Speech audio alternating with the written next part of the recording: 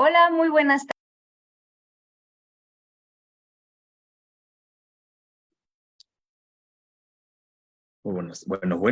Muy buenas tardes. Tengo entendido que estamos en vivo con Langlo. Creo que nuestra querida anfitriona tuvo alguna dificultad, pero pues aquí estamos para servirles a ustedes y para platicar de Tolkien. Miren, ya regresamos. Ya tenemos aquí de nuevo, parece, Sí, nuestra muchas anfitriona. gracias.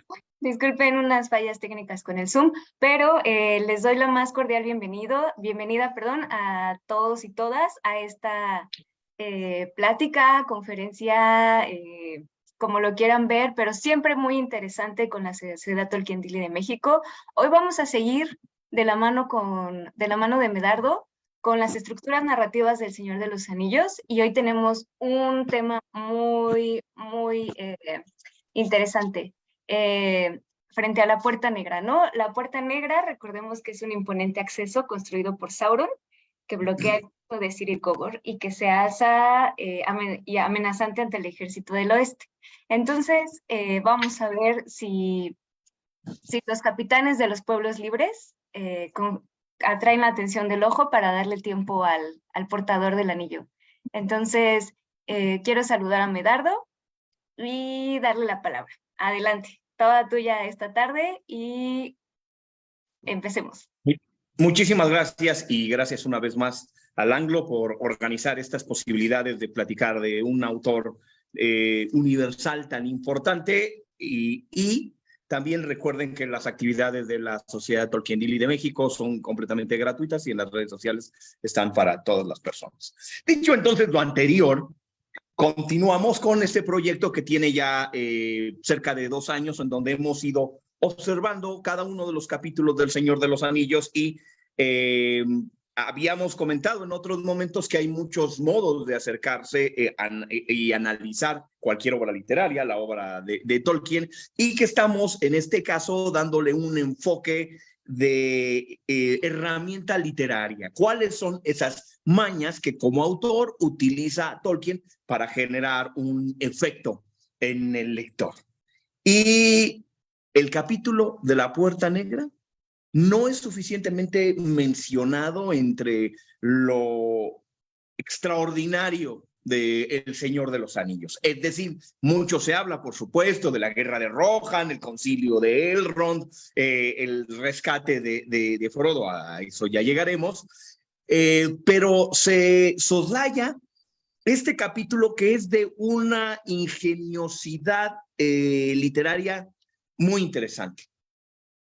Es decir, en términos de lo que en inglés se llama plot, de trama, visto desde lejos con una lupa, si estuviéramos haciendo un guión cinematográfico, podríamos transformar este capítulo solamente en están los hobbits frente a la puerta, se dan cuenta que no pueden pasar y de ahí descubren que hay un pasaje a otro lado.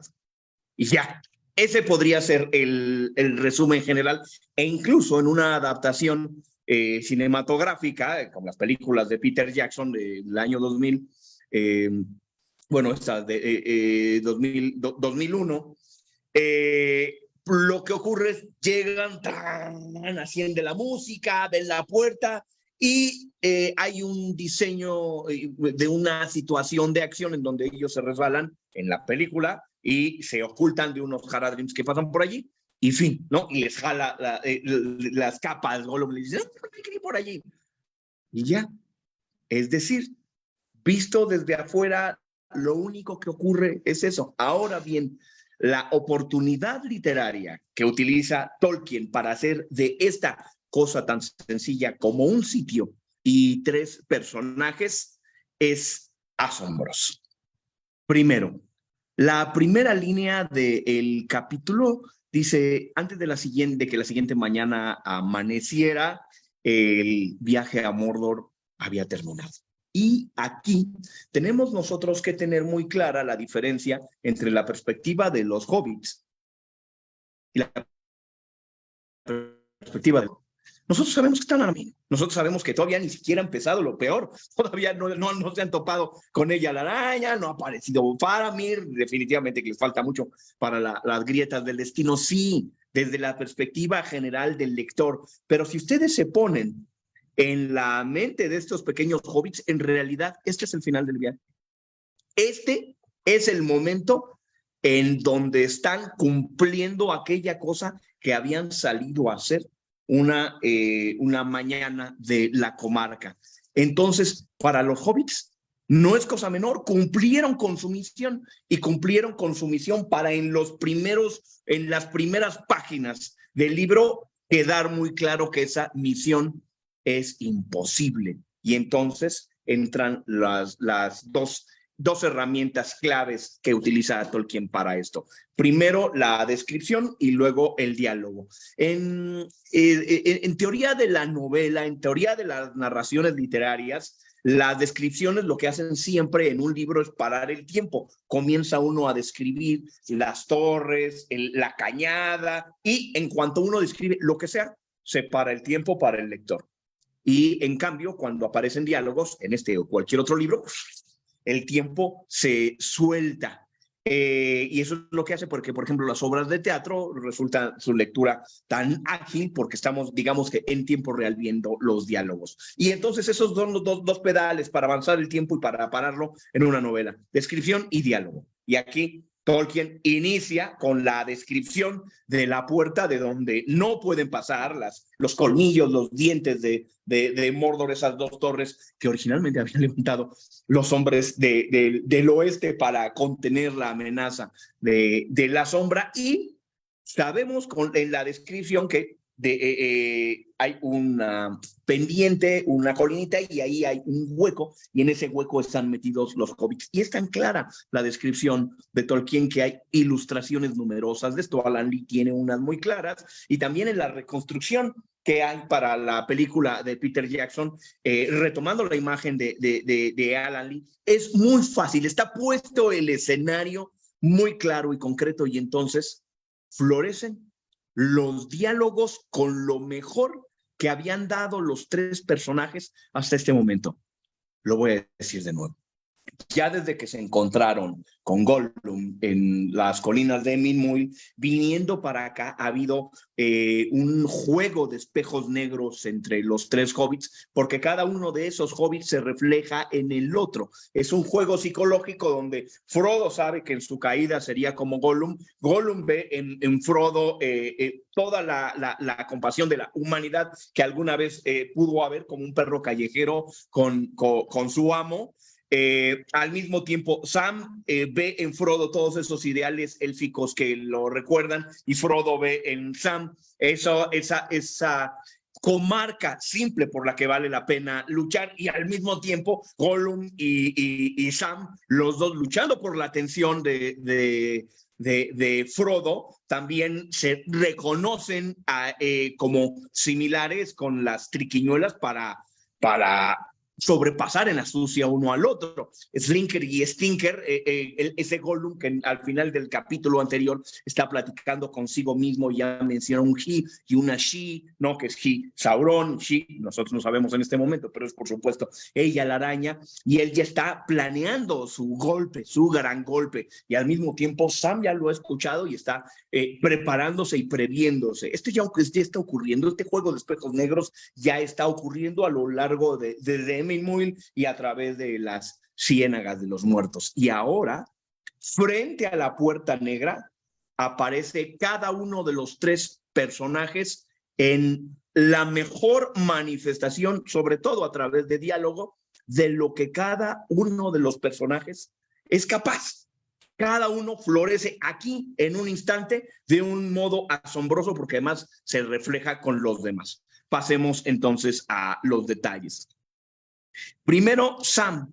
Sam, que tiene esa mezcla de una astucia muy práctica, de haber escuchado no solamente ya a Stinker y Slinker, a Gollum y a Sméagol, sino que tiene la prudencia de no de no decirlo todavía, de estárselo guardando, de estar observando. Y en esa medida, sin duda, Sam está haciendo un gran uso de la sensatez propia de los hobbits. Pero por otra parte, aquí, en los primeros momentos de este capítulo y de estos diálogos, se muestra lo corto de su mirada, de su prejuicio, de gente simple, demasiado simple.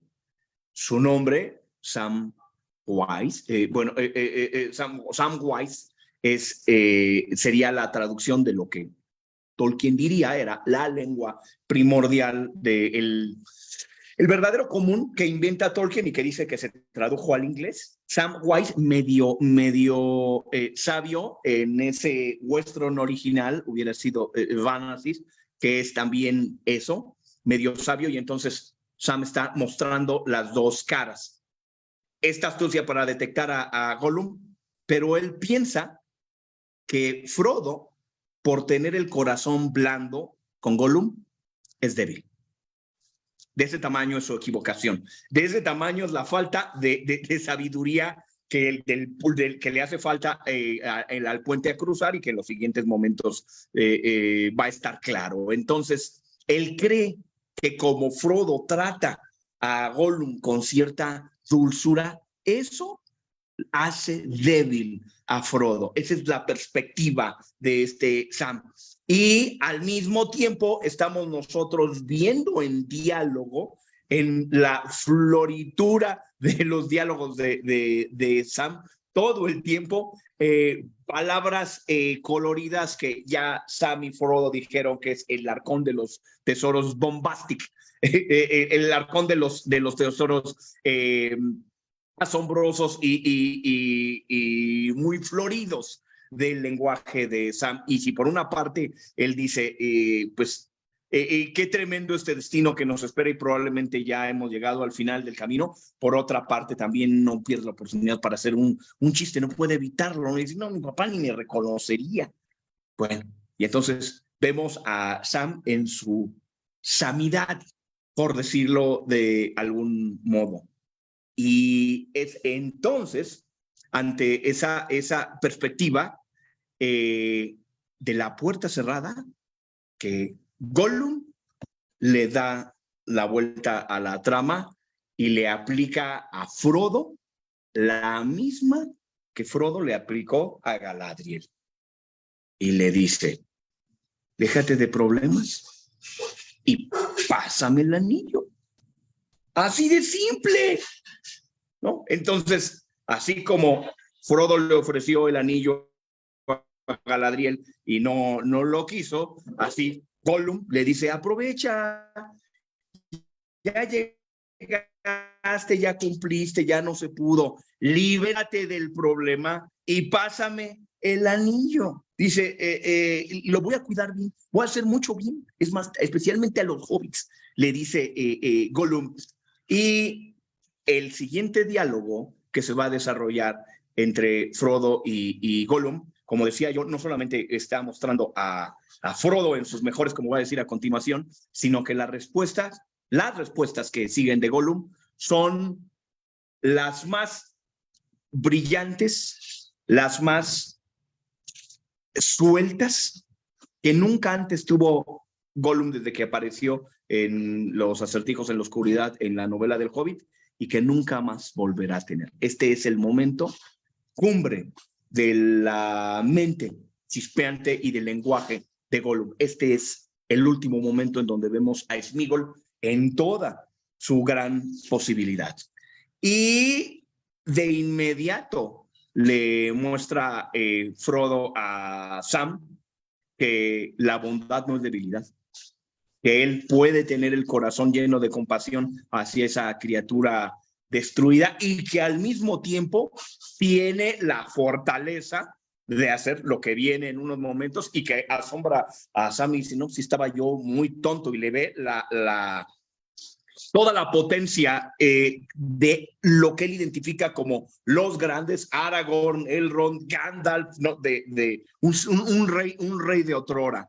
y le dice, observen qué palabras tan interesantes dice Frodo cuando, por supuesto, Gollum le ha ofrecido la posibilidad de tomar el anillo y que enoja a Frodo al lugar. Pero no solamente se enoja, sino que toma esta posición señorial y desde esta posición señorial y severa le dice, este anillo va a torcer tus intenciones y tu voluntad y tu promesa te la va a torcer para la ruina.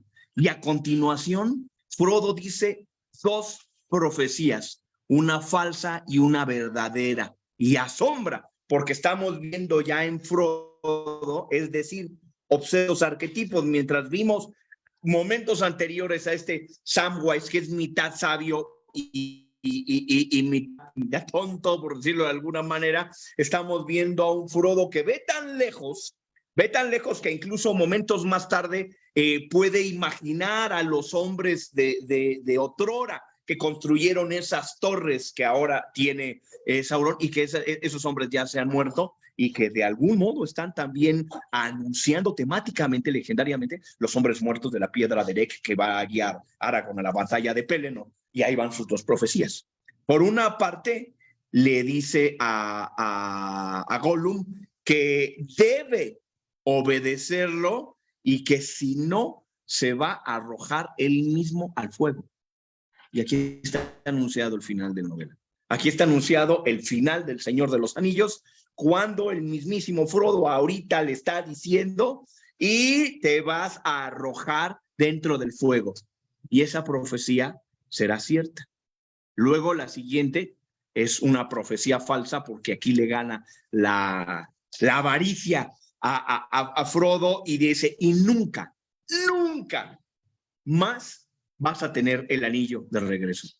Y nosotros sabemos que Frodo se equivoca, porque las dos cosas, si por una parte va a ser Gollum arrojado al fuego, por la otra parte sabemos que Gollum sí va a recuperar el anillo y sí lo va a tener al final de todas las cosas, sí va a volver a tener el anillo en las manos y no puede vislumbrarlo o imaginarlo o desearlo siquiera Frodo con estas dos de estas dos profecías que está teniendo. Y entonces, recapitulemos. Vemos a un Sam muy en Sam, prudente por un lado y no atinando la grandeza de Frodo. Vemos la grandeza de Frodo diciendo estas dos profecías y a ver, serénate y al suelo. Y entonces viene la respuesta de Gollum y la respuesta de Gollum, como les decía hace unos momentos, es la respuesta más brillante que ha tenido Gollum con el lenguaje más extenso y con los referentes más largos. En este momento vemos la grandeza de posibilidad de espíritu de Gollum cuando habla de geografía, habla de sociedades, habla de historia antigua y pone sobre la mesa la inquietante siguiente decisión para Frodo. Y habla también de primera mano de Sauron. Recapitulemos y vámonos más lento. Habla del mar. Luego, más adelante, va a decir que platicó mucho con los orcos y eso será la explicación de que sepa muchas de las cosas que está diciendo aquí. Pero, como decía, habla del mar. Él nunca ha visto al mar. Él jamás va a ver el mar y entonces tiene algunas imágenes de lo que puede resultarle el mar como la gran agua que nunca se está quieta. Y dice, está llena de peces y de aves. Y dice una frase importantísima, dice, nice birds, dice, lindos pájaros. Este es el primer momento en toda la novela y el único momento de su vida en que Gollum está diciendo que algo es bello sin necesidad de comérselo, sin necesidad de que tenga un beneficio para él. Está reconociendo que las aves del mundo, las aves del mar, son lindas por sí mismas. Claro que las aves del mar y él comparten una cosa: comen peces. Y comer peces, si ustedes recuerdan cuando hablamos del capítulo anterior, y lo voy a recordar en el capítulo anterior, cuando está Gollum y Sméagol hablando solo y lo escucha Sam, menciona lo que sería de el señor, el Gollum, dice él, si él se pusiera el anillo de poder, ¿qué sería? Así como Galadriel se imaginaba tremenda y terrible y todos la amarán y la temerán, así como más adelante Sam se va a imaginar como un señor de un jardín inmenso que no se acaba. Gollum se imagina con el anillo poder vengarse de quienes los han afrentado, de quien lo han afrentado, y lo han afrentado muchísimas personas con razón y sin razón, y comería peces 3 veces al día. Otra vez, el gran deseo de Gollum con el anillo de poder es comer 3 veces al día peces. En ese estado de la absoluta marginación está esta pobre criatura que reconoce en las aves su propia naturaleza, come peces, y tiene la simpatía de decir: nice birds, lindos peces, lindas aves. Observen también cómo en las caracterizaciones del lenguaje de Gollum, lo habíamos mencionado, pero lo vamos a repetir, está algo que se llaman sustantivos compuestos. Es decir, cuando Tolkien escribe el Hobbit, es la colina, del agua, la comarca, son todos términos genéricos para referirse a las cosas. Aunque nosotros sabemos que el río se llama Brandivino, y nosotros sabemos que la montaña se llama Erebor, los nombres en la novela del Hobbit no hacen falta, es el agua, la montaña, la colina, el río. En ese nivel de comprensión mítica, antigua, es donde vive Gollum. Ahí vive Gollum, y entonces ya mencionó que la cara amarilla es el sol y la cara blanca es la luna, y que la gran agua es el mar. Y este es el lenguaje poético antiguo que maneja Gollum. Luego va a hablar de los hombres de la región de Harad, y dice, allá la cara amarilla es muy, quema mucho, es muy fuerte, es muy caliente, dice, y no hay ninguna nube. No, así entiende la caracterización del sur, por lo que he escuchado de los orcos. Y dice una cosa muy interesante: los hombres son fieros y tienen caras negras. Y esto es muy interesante porque es la primera vez en toda la novela del Señor de los Anillos, y es la primera vez en toda la obra de Tolkien, desde el Silmarillion y el Hobbit hasta acá, en que temáticamente, míticamente, legendariamente aparece en juego lo que puede ser la frontera con las identidades africanas, norafricanas. Es decir, si sabemos nosotros que en gran medida estos relatos del Señor de los Anillos y la Tierra Media es una reconstrucción imaginaria de hace 10,000 años de cómo pudo haber sido la zona en la comarca de Oxford, y luego la Europa, que a donde está Gondor llevaría a Troya, en todos esos relatos de los Noldor, de los Sindar, de los Edain, de los Hobbit, del pueblo de Durin, nunca había habido una mención a un tema que estuviera fronterizo con la mitopoeia mediterránea del norte de África, y este es el momento en donde aparecen. Y aparecen, en este momento están apareciendo los Haradrims, y sabemos que en el mismo capítulo más adelante, pero ya llegaremos allá, aparecerán también los olifantes. Y el primer momento en que aparece el pueblo mencionado de los Haradrims, que obviamente, por supuesto, tienen la piel oscura, el adjetivo que utiliza Gollum para referirse a ellos no es un adjetivo denostativo en absoluto. No es un adjetivo peyorativo de desdén, sino incluso Es uno de los adjetivos más importantes de reconocimiento entre los pueblos, que un pueblo de la tierra ha tenido con otro, el valor. Y dice fierce, fiera la gente de Cara Negra, del sur. Pero ahí no acaba estos diálogos con Gollum Sméagol en la cumbre de su propia hobbitidad, por referirse a la humanidad. Luego entra también a hablar de temas mitológicos, de temas legendarios de la antigüedad, que varios de ellos Frodo ha olvidado. Frodo, que es el que ha leído temas similares al Silmarillion, Frodo, que es tan culto, que habla 2 lenguas élficas, hay algunas cosas que no las tiene tan frescas ni tan claras como las tiene frescas en este momento Gollum. ¿Y por qué? Porque Gollum, en esta convivencia que ha tenido en los hobbits en los últimos días y que ha recuperado lo más posible de lo que fue una criatura que habitaba en las márgenes del río Gladwin. Y ahí en las márgenes del río Gladwin, los hobbits que ahí vivían antes de hacer el cruce de las montañas con los hermanos Marcho y Blanco para habitar finalmente la comarca, allí donde viven, están gobernados por una matriarca y hay una gran tradición oral que más adelante, hacia el final del capítulo, va a volver a retomar Sam, ya volveremos a tocarlo, pero está la tradición oral que le ha quedado claros algunos conceptos fundamentales a Gollum.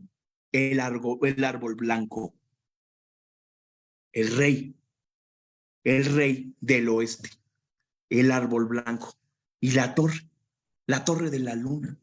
Nosotros sabemos que la Torre de la Luna es Tirath Itil, y sabemos nosotros que Elendil le dejó a sus 2 hijos, Anarion e Isildur, la gobernanza de las torres.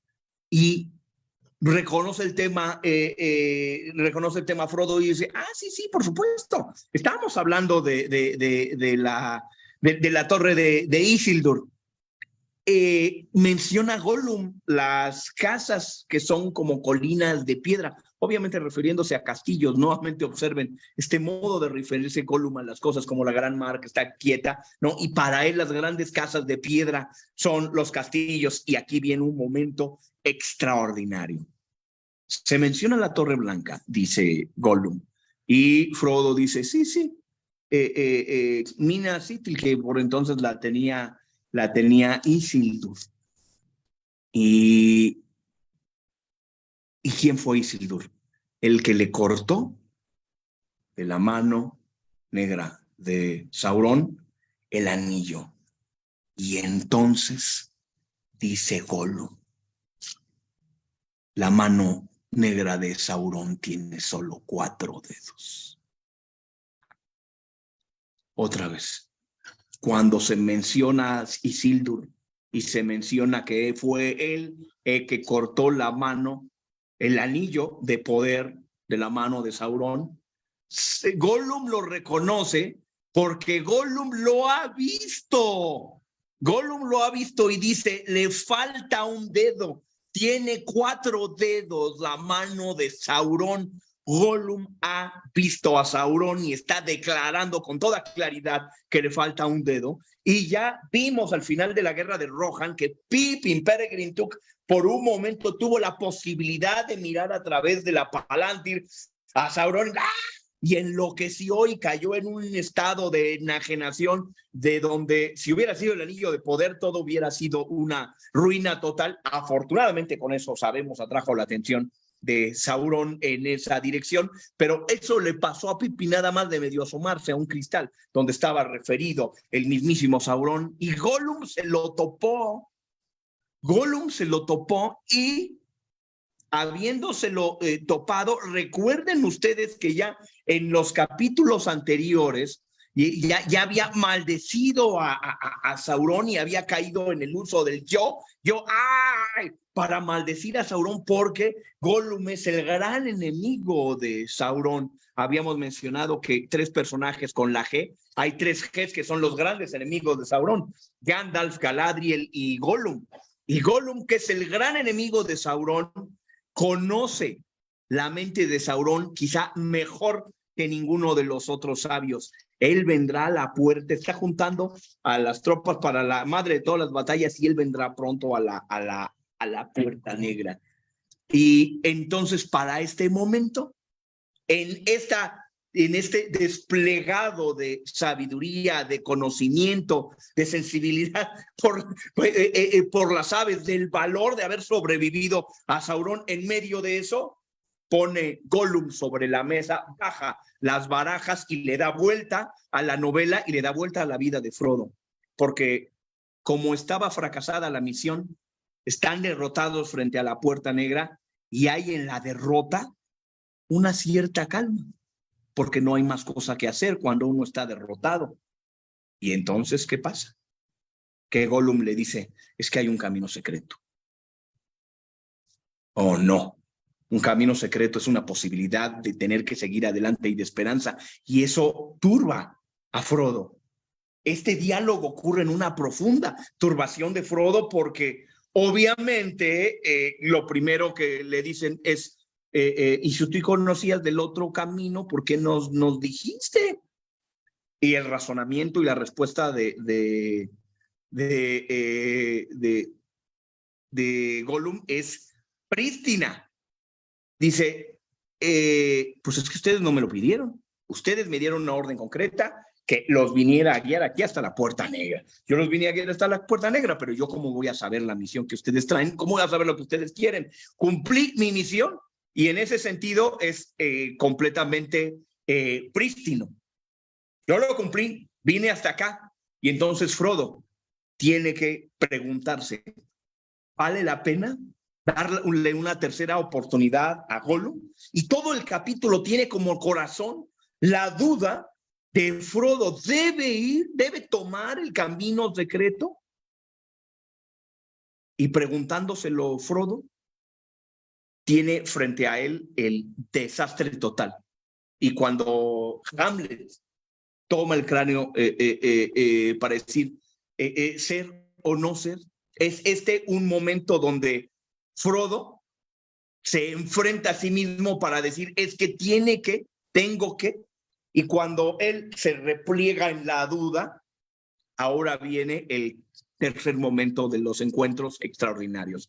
Observen, el momento del diálogo entre Frodo y Gollum ha sido un diálogo donde lo mítico ha salido de camino, es decir, ha salido la mar, ha salido la gente del sur, ha salido Isildur, y ese nivel de conversación han tenido Gollum y Frodo. E inmediatamente nos volteamos y se da uno de los diálogos más interesantes, divertidos y por lo mismo contrastante. Estamos contrastando el drama y la angustia del diálogo de Frodo y de Gollum con la total comedia cachetona de un Sam que desde su perspectiva le dice, por cierto, ya que estás hablando de los guardianes silenciosos, que son muy, muy silenciosos, como para decirnos cómo se puede pasar, dice, por cierto, parece que sabes mucho de los pensamientos y de las cosas de él, y refiriéndose a Sauron, y todavía lleva el chiste más lejos, y dice, ¿qué? ¿Has estado hablando con él últimamente? Y este es un chiste con muy mala sangre de parte de Sam, pero también que tiene un doble sentido. Porque Sam se está burlando del conocimiento que está demostrando Gollum, que tiene sobre las mismas ideas de Sauron.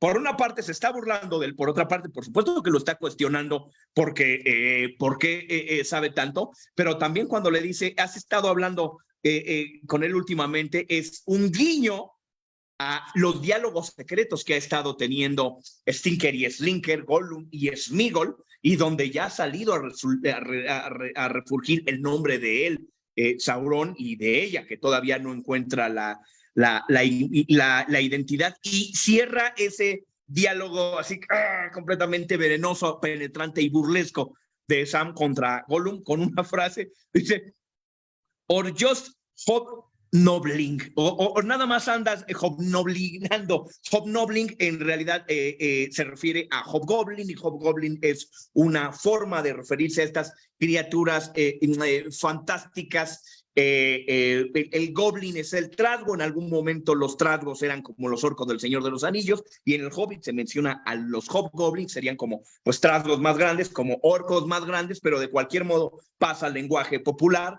hobgoblinando. Entonces de algún modo casi le está diciendo, para picudearlo completamente, Sam, a Gollum, o es que estás nada más aquí globineando, aquí, trasgueando, causando problemas.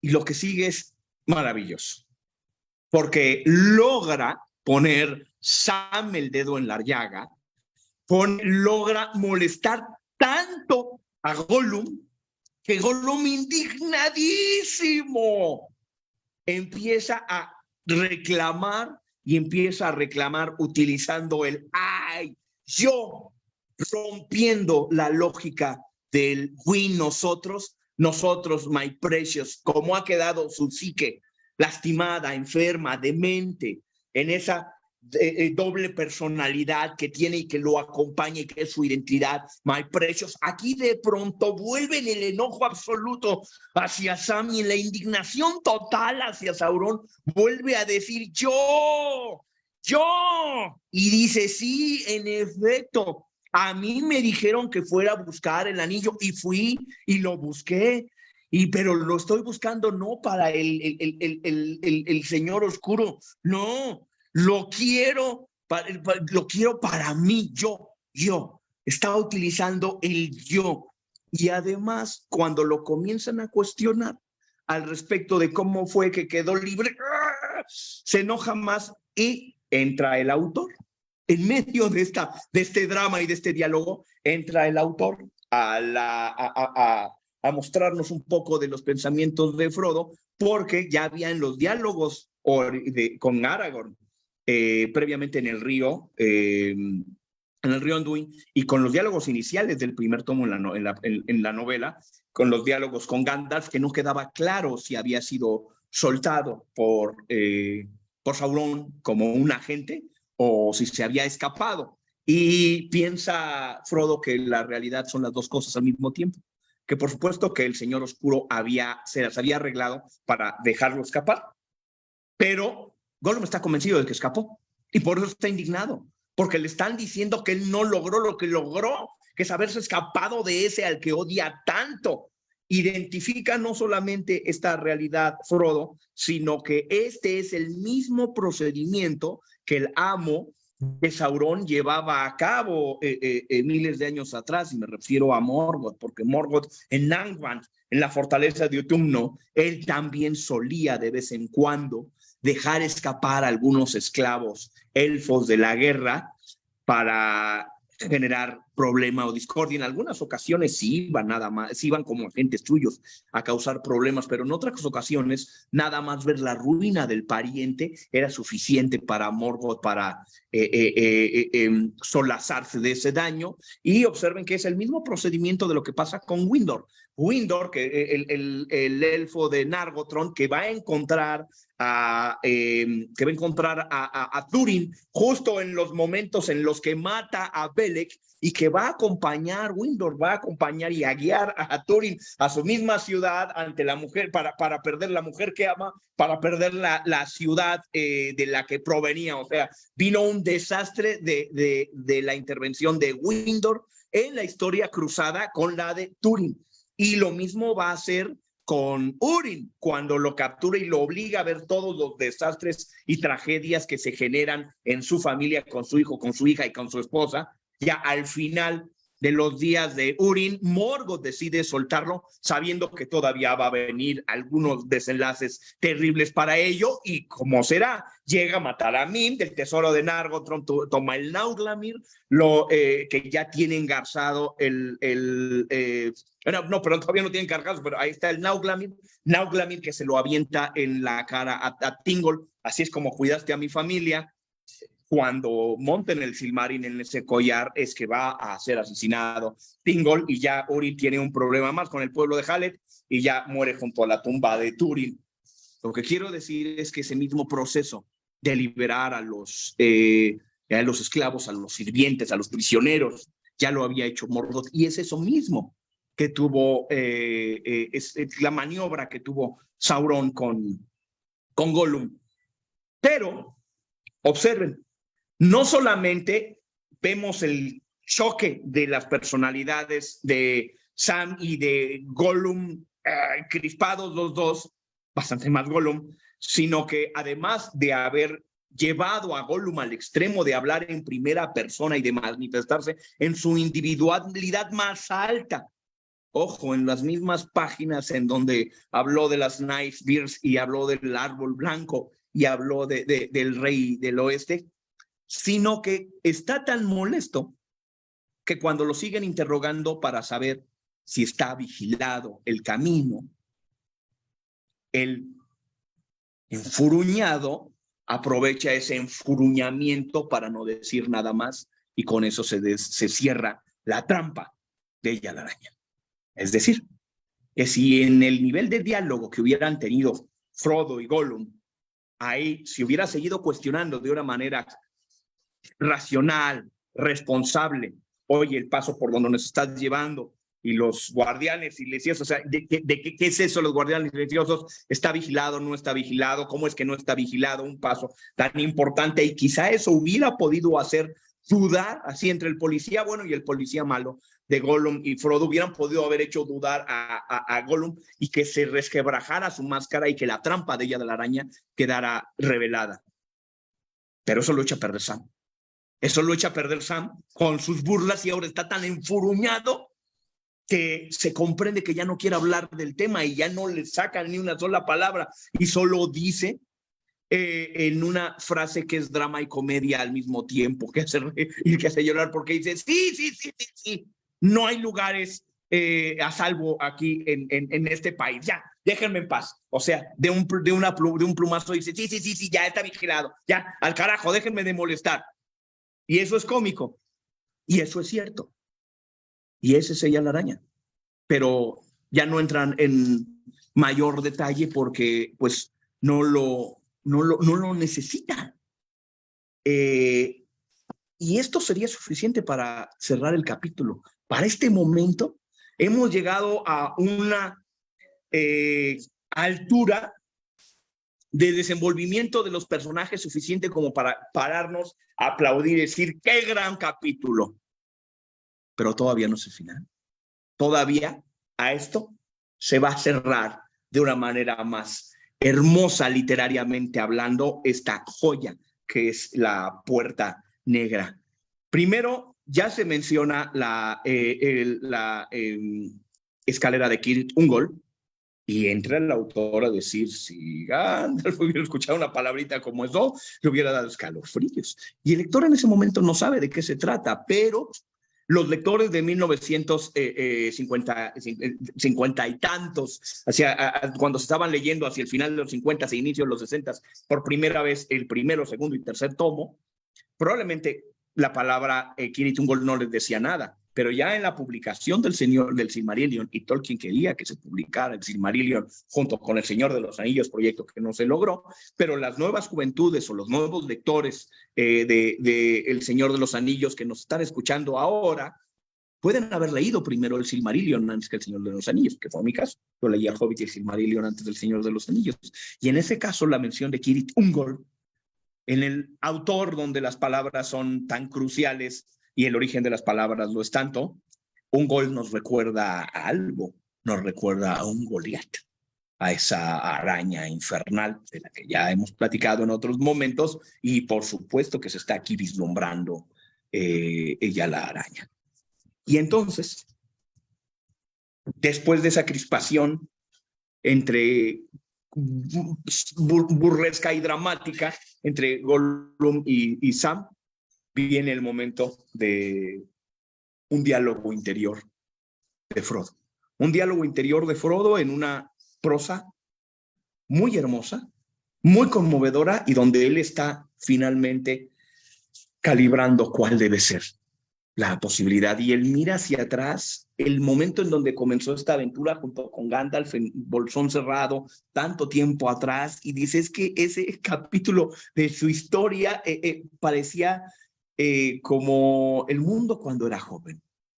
Y eso es interesante porque él de pronto mira su propia vida como un capítulo de un libro, y esto es un giro de metaliteratura. La metaliteratura es mirar un libro dentro de un libro, como cuando en el Quijote de la Mancha, en la parte 2, Sam llega y le dice, mire, señor Quijote, aquí está el libro 1 del Quijote de la Mancha, y el Quijote agarra el propio libro del Quijote de la Mancha y dice, caray. Entonces, el Quijote leyendo Quijote dentro de la novela del Quijote, eso es metaliteratura.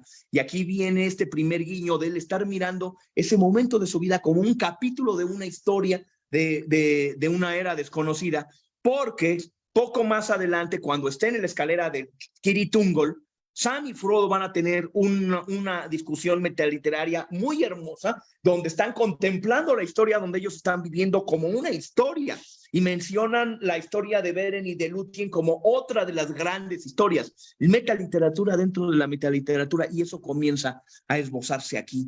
Y también Frodo, al tocar la juventud del mundo, salen a relucir en su memoria culta de lo élfico, como cuando, tan joven el mundo, como cuando los árboles de plata y de oro florecían. Y ojo, esto Tolkien conoce perfectamente los nombres de esos árboles y tiene varios nombres para esos árboles. O sea, de Laurenil y de Telperión tiene varios nombres. Pero Tolkien no va a cometer el error de meter ahorita nombres y otras líneas de la trama cuando lo que necesita son las emociones de Frodo, y que tengamos de cerca las emociones de Frodo. Y nada más dice los árboles de oro y de plata. Lo mismo ocurre en el Concilio de Elrond, cuando Elrond arranca y habla muy en términos genéricos de la historia del anillo, y sabemos que Elrond y Tolkien conocen perfectamente todos los nombres de los involucrados, pero el capítulo del Concilio de Elrond es muy largo, tiene 15 intersecciones, y entonces no mete esos elementos si no los necesita, y no los necesita en este momento. En este momento no necesita que sepamos cómo se llaman los árboles de la luz, necesita que sepamos que en el corazón de Frodo, en la duda, siente como la juventud del mundo ese pasado suyo, y vuelve al punto central de Hamlet en ser o no ser, porque dice, es que, ¿qué es lo que tengo que hacer? ¿Y qué tal si las dos opciones que yo tomo llevan hacia el terror y a la muerte? Y esto es ulteriormente lo que todos los seres humanos hacemos en las grandes crisis de nuestra vida. Frodo, puerta del destino, teniendo en las puertas negras, teniendo que tomar una decisión que determine el destino suyo y de todos los pueblos libres, se encuentra incapaz de tomar una determinación de ese tamaño, porque ¿qué tal si todos los caminos terminan mal? Y eso mismo le dijo Gildor en El Bosque Cerrado. No le preguntes a un elfo un consejo, porque te va a decir sí o no al mismo tiempo, porque además todo un consejo es un regalo muy peligroso, porque todos los caminos pueden terminar mal. Y en el momento en el que tenemos a Frodo y los pensamientos y los sentimientos de él ante esa duda, hace el autor todavía un rizo más de talento literario para separarse y mostrar algo desde afuera. Y el autor interviene pocas veces a lo largo de los 3 tomos de la novela. Intervino en el páramo en el pantano en el pantano de los muertos. Ya había intervenido el autor para decir que en medio de las nieblas del pantano, probablemente el Nazgûl al pasar no lo hubiera podido haber visto. Y ahora muestra que desde arriba, estos que están dilucidando su destino, desde arriba, desde la vista de un águila, se verían Gollum como, dice una frase hermosa y triste, dice, como un famélico esqueleto de un niño del pueblo de los hombres, o sea, como un famélico esqueleto se vería ahí todo tirado, Hagar vestido en harapos, y aprovecha para describir una vez más a Gollum en su miseria y tirado, sobre todo porque las capas de los elfos están de momento ocultando a Frodo y a Sam, pero aprovecha el autor también para aclararnos que si pasara por ahí un Nazgûl con una de las Felbeast, una de las bestias, lo único que vería es un esqueleto y no tendría por qué la montura de los Nazgûl pues llamarle la atención en el esqueleto, porque no sabe qué está buscando. No, pues el esqueleto imagínense cuántos esqueletos de cosas no hay tiradas por allí, y no puede ver el Nazgûl a la plena luz del día, ni siquiera como para escudriñar si están escondidos con sus capas Sam y Frodo. Y además, ya que estamos hablando de las bestias que montan los Nazgûl, menciona que son similares a aves de carroña. Todo esto está ocurriendo en este instante en que se separa Tolkien para describir a Gollum, para hablar de las bestias de los Nazgûl, de la imposibilidad por la luz del sol de descubrirlos en los mantos élficos, aunque se viera el esqueleto caído, mientras está la duda de Frodo.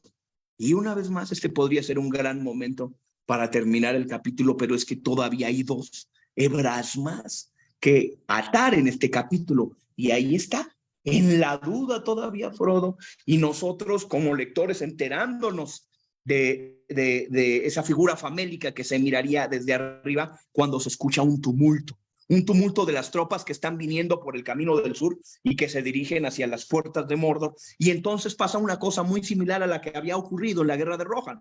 En la Guerra de Rohan había salido Pippin a contar cómo salieron de allí los dunlerinos y los orcos hacia Cuernavilla, Hornburg, y cómo se dio toda la batalla. Es decir, no lo hemos visto, nos lo están contando. Y Gollum es el que, de asomarse, nos cuenta lo que ve, y lo que ve son los Haradrim. Y esto es muy importante porque hace un ratito mencionó por primera vez a este pueblo protoafricano en términos de identidad étnica lógica del norte de África, pues son gente negra, y ya los había mencionado que eran gente muy brava, y aquí pasa a describirlos, así como Pippin describió allá, aquí pasa a describir Gollum a la gente que mira que tienen los cabellos negros, que tienen los ojos negros, que tienen oro, tienen mucho oro en las orejas. Beautiful gold, dice, reconociendo también la belleza estética del oro, como no si el mismo anillo del poder tiene el oro, y la presencia notable del rojo en sus capas, rojo en sus banderas, rojo en la punta de sus lanzas. Y a Gollum no le caen bien los Haradrim, y dice, son tan grandes como los orcos y son más malos. Ese es el juicio de Gollum.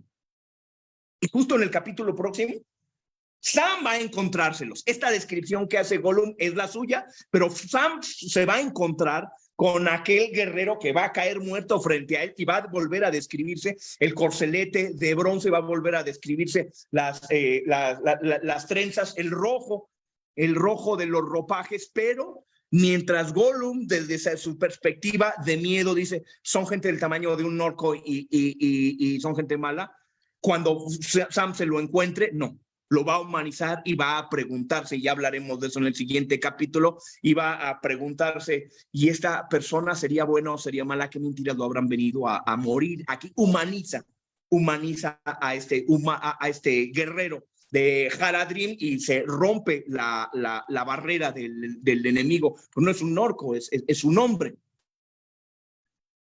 Ya es interesante que hayamos ahondado en los Haradrims en este mismo capítulo que trata de cualquier otra cosa. Y podríamos ahí haberlo terminado. Pero viene la cereza del pastel. Porque ya sé que se mencionan a los Haradrims, aparece Sam y le pregunta, oye, ¿no viste un olifante? Y entonces vemos a Sam en la declamación del poema del olifante, una vez más ese Sam poeta, que lo vimos ya declamando la leyenda de Gil-galad debajo de la colina de los vientos, que lo vimos ya declamando sobre, bueno, la canción del troll y del tío Tom que había inventado, y también de los fuegos artificiales de Gandalf después de su caída cuando han llegado a los Lorien, y una vez más sale la parte poética de Sam en medio de la desesperanza, en medio de frente de las puertas negras. Sale Sam a declamar y termina el capítulo con un poema sobre un animal, así como el capítulo anterior de la Ciénaga de los Muertos comenzó con un poema de un animal que fue Gollum, hablando, diciendo su poema de los peces,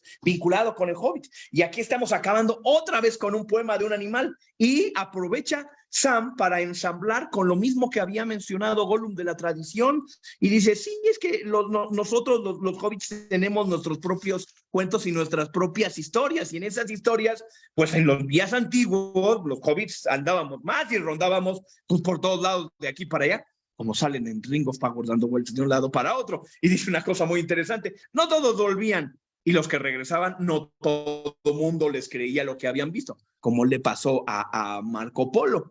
Pero aún así tenemos nuestras historias de la gente grande, de las Southlands, Suwertings les llamamos nosotros, y dicen que montan en elefantes. Y entonces, la poesía al final de este capítulo libera a Frodo. Así como los cantos de los elfos de Gildor espantaron a los Nazgûl, así como más adelante la canción de Sam del Beret en la Torre de Gorgor le permite rescatar al mismo Frodo, aquí es el canto, una poesía popular, lo que hace que Frodo llegue a su conclusión, porque se ríe y dice una cosa hermosa, dice, ojalá. Bueno, ante ese poema, Gollum dice algo interesante, dice, yo no quiero que existan esas cosas, yo ni los he visto, ni quiero que existan, I don't want to be, no quiero que existan. Y se ríe Frodo y dice, ojalá llegara Gandalf montando un elefante blanco, ¿no? Como Shadowfax, Buda, y al mismo tiempo, sin saber que está vivo, está de regreso, con mil como ellos que nos acompañen. Y es entonces con la risa, es entonces con la liberación de la poesía que se da la decisión hacia el destino. Vamos a seguirte, Gollum, guíanos hacia Kirith Ungol. Con eso concluimos La joya de la puerta negra. Vuelvan a asomarse, reléanlo. Extraordinario. Devuelvo el balón por allá. Creo que estamos en tiempo. No sé si tenemos algunas preguntas o comentarios. Estamos súper en tiempo, Medardo. En esta ocasión solamente tenemos un comentario en Facebook Live. Nos mandan saludos desde Venezuela. Muchos saludos. Saludos, hermano. Y no hay ningún comentario, pregunta, pero yo sí quisiera agregar que la energía, la pasión, la emoción con la que lo cuentas, aunque ya me sé parte de la historia, estoy así de, ay, ¿no? Como si nunca lo hubiera escuchado, como si no supiera qué es lo que pasa después. Y la verdad es que sí renace esta inquietud de volver a leer, de volver a ver las pelis, en caso de quien no ha leído los libros, pero de volver a ver las pelis. Pero es una emoción que sí, o sea, que ya la vivimos, ya la leímos y la volvemos a sentir exactamente igual, ¿no? Con la misma intensidad de, ay, la araña y Gollum y tal. Y pues la verdad siempre enfatizar en que la manera en que narras todo y haces tantas ligas con otros autores y otros tipos de corrientes, otros libros, otras historias, es increíble porque podemos bajar desde otras perspectivas lo que Tolkien escribió en estos libros. Así que siempre es un gusto escuchar cada sesión de los Tolkien y para mí estar en las estructuras narrativas es increíble. Muchísimas gracias. Decía Fernando Sabater que cuando leyó por primera vez a Tolkien, dice, es como si nos contaran por primera vez todos los cuentos que hemos escuchado y nos lo cuentan por primera vez y nos lo cuentan bien. Y continúa el mismo Sabater diciendo, la alegría de la crítica literaria es la posibilidad de lo que amas y simplemente ya lo viste de lado para que veas qué hermoso también es sombra de este lado y ya lo viste de este otro modo. Entonces, pues es la generosidad de los recursos literarios que muchos académicos y grandes lectores han dejado para nosotros y que nos permiten, en este caso, pues yo proporcionarles mi experiencia y agradeciéndoles una vez más al Anglo de darme la oportunidad de hablar de mi tema preferido de toda la vida. Y porque tenemos que irnos capítulo por capítulo, ya me voy a estar tronando los dedos para contarles de lo que viene. Les voy a dar un rápido adelanto de lo que viene en el siguiente capítulo. Faramir, así como Aragorn tiene detrás de sí la leyenda artúrica, Faramir tiene detrás de sí la leyenda de Robin Hood. Eso lo practicaremos la próxima vez que nos veamos por aquí. ¡Ay, qué gran preámbulo! Recuerden que si apenas están sumando a estas sesiones de las estructuras narrativas y de las demás pláticas de la Sociedad Tolkiendili de México, pueden verlas en el Facebook de The Anglo Library. Ahí tenemos todo, desde la primerita que fue en pandemia alrededor de 2020 hasta ahorita. Entonces pueden seguir todas las charlas y empezar las estructuras narrativas desde la primeritita que nos empezó a dar Medardo capítulo por capítulo. Y también recuerden que pues la biblioteca ya está abierta, entonces pueden visitarnos, es una biblioteca pública, así que pueden ir, tramitar sus membresías y poder llevarse libros. Obviamente tenemos gran catálogo de Tolkien para que lo lean en su lengua original. Sí. Así que los esperamos. También les invitamos para el próximo mes a la siguiente charla de la Sociedad Tolkiendili. Recuerden que cada mes hay una o dos, depende, pero seguro siempre tenemos una charla con la Sociedad Tolkiendili de México. Recuerden seguir nuestras redes, las de la Sociedad, para de todas las actividades gratuitas que tienen. Y pues solamente me queda agradecer.